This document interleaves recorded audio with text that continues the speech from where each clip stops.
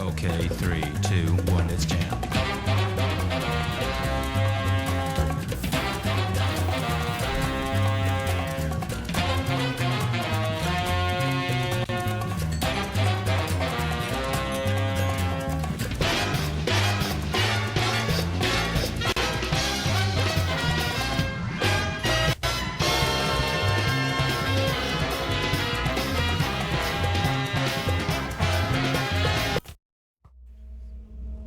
Well, that's disappointing. Well, I've had some more time to play with the warrior and archer archetypes, and I've finally figured out my own thoughts towards them.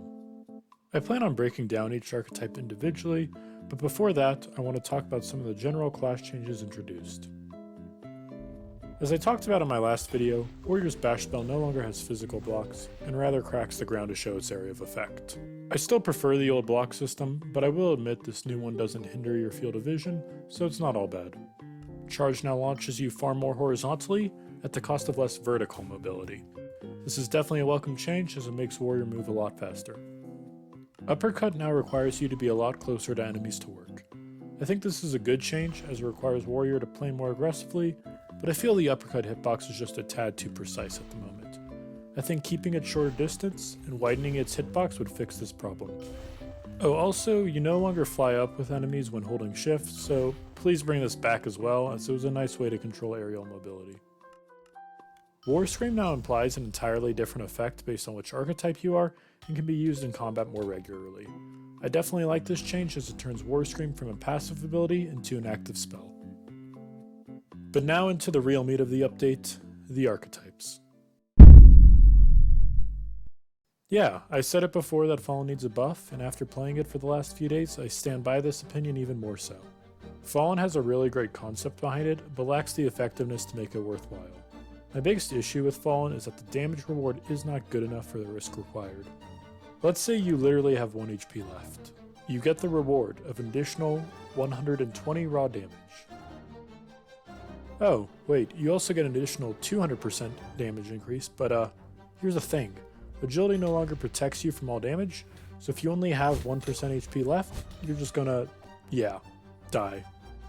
There are some other benefits lower HP brings, like with Armor Breaker, your uppercut destroys enemy defenses, but then you realize this only applies to one singular uppercut, so if you miss that, let's say this ability doesn't do much. Brink of Madness grants you 40% health resistance when you have 25% health or less, which actually isn't too bad, but considering with Mantle of the Bavamists and other abilities, Paladin can have 80% health resistance at pretty much any given time, so you start to wonder why even play Fallen. From what I understand, Fallen is supposed to be played like this. You get hurt, increasing your damage, and then use the benefit of Intoxicating Blood to get your health back once you get too low. This is a fine gameplay loop in principle, but in execution it's simply too weak. The damage reward isn't high enough for how low your HP must get to make it worthwhile. Intoxicating Blood requires you to kill 50 enemies to restore your HP all the way back to full. Killing 50 enemies while corrupted is simply not feasible in the majority of situations, especially considering solo bosses. And yes, I'm fully aware that Salted has gone on record stating numerous times that each archetype will not be equal in power, which is fine, but each archetype should at least be viable, and at the moment, Fallen really doesn't feel like it is. However, it'd be remiss to complain about Fallen's imbalance without suggesting anything myself. So here's what I'm thinking could help improve the balance.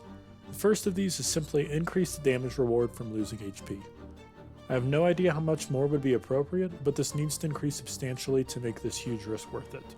Additionally, I think the cap for damage increase should move from 1% HP to 25% HP. This would pair nicely with Brink of Madness and would also encourage you to keep your health low, but not low enough to be one-shot. The last change I'd want to see to keep the gameplay loop going is to make Intoxicating Blood require less enemies to restore your health.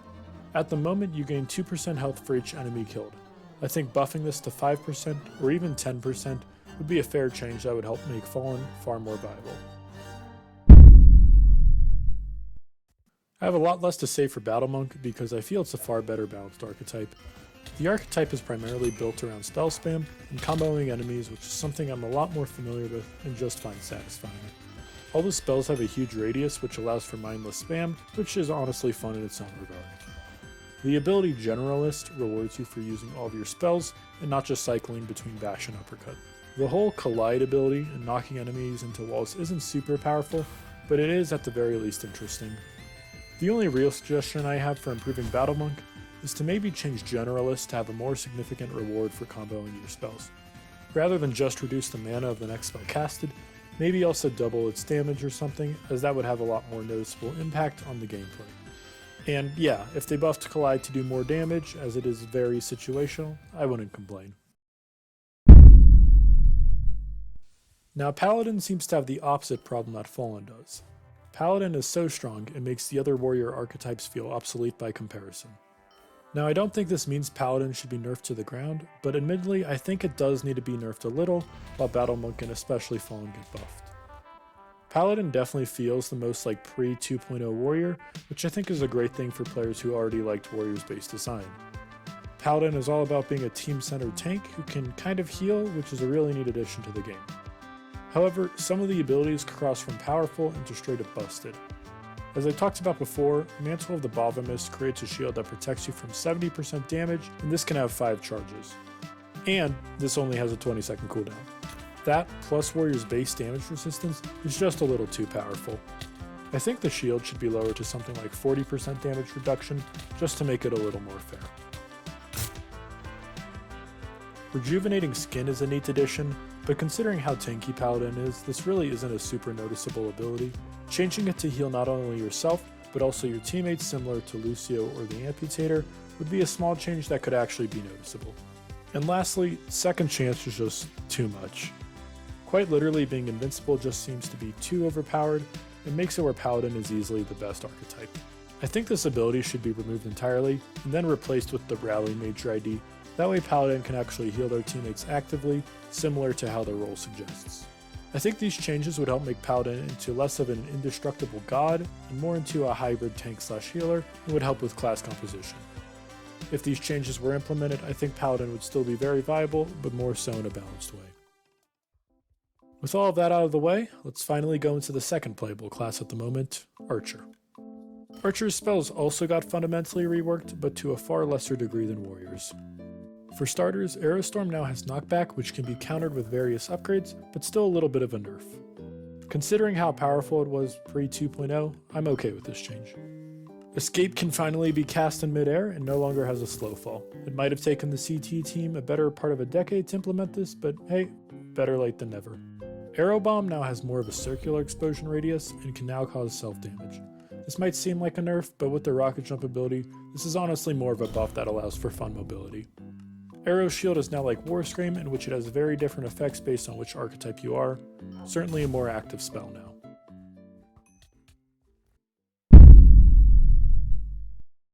Just how Paladin is the most similar to pre-2.0 Warrior, Boltzlinger is the most similar to pre-2.0 Archer.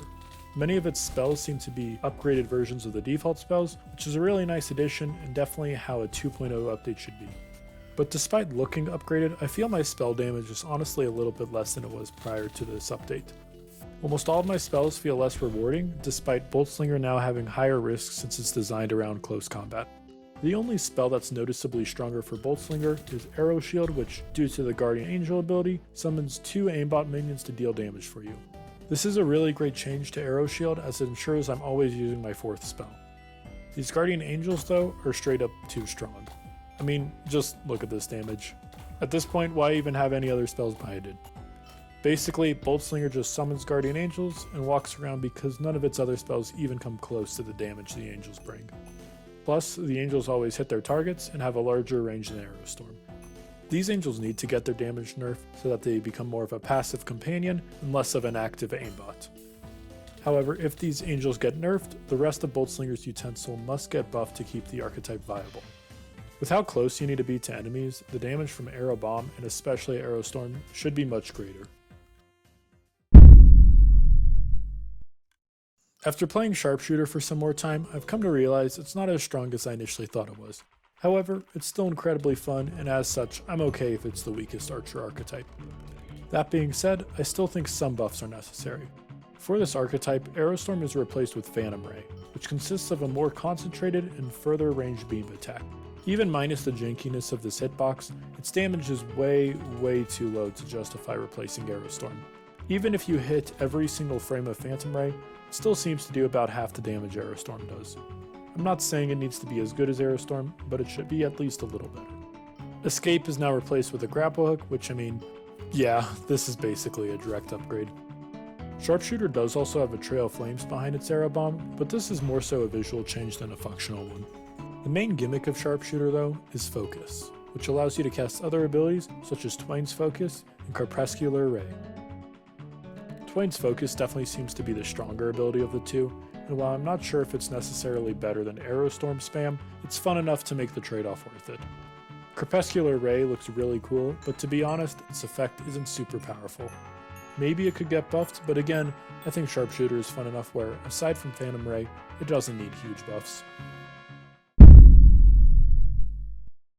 Trapper by far has the most chaotic playstyle of all the archer archetypes. When I said the archetype is based on just spamming random explosives all over the place, I wasn't kidding. Trapper converts Arrow Bomb into explosive mines which detonate as enemies walk into them and deal massive amounts of damage. This archetype is definitely designed around crowd control and as such struggles a little during solo boss fights or raids. I know other players have complained about Trapper's power level and how much more maintenance you have to do. I personally don't feel this way as I find the spam to be part of the fun, but I thought it was worth mentioning. Surprisingly, I think Trapper is one of the more balanced archetypes, and I don't think it needs to be buffed or nerfed in any significant way. So yeah, that was definitely a lot of feedback for the archetypes, and overall, I feel that with the exception of Paladin and maybe Trapper, every archetype needs to be buffed. However, I want to explain a little more where I'm coming from. On the live servers, with the exception of raids, I argue that the majority of content is a little bit too easy, even for the average player. So yeah, I think nerfing classes for this update is warranted, and even though nerfs always suck in PvE games, I think it's a necessary evil to make the game more of a rewarding challenge. But I think most of these nerfs went way too far, with many builds and playstyles just no longer feeling viable. I can't even solo Eldritch Outlook on my warrior with elemental potions when I used to be able to do so without any. Now, am I the best Wynncraft player? No. Do I always know what I'm talking about? Also no. But if I'm struggling over here with 20 plus mythics and almost 4,000 hours of playtime, how much fun is the average player going to have? Also, this is just a general recommendation, but can we please limit how many particles there are? I know you can manually do this, but the vast majority of players probably don't know about this command, and I don't think the default particle amount should be causing epilepsy. I mean, look at this screenshot. Is this a Wynncraft boss, or is this an acid trip in Detroit? Like, seriously, lower the default particles, please. I want to clarify, a lot of the criticisms I have aren't with the fundamental designs implemented, but rather the execution.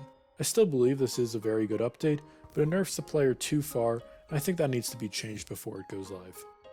Also, bring back Thanos Launchpad. Thanks for watching.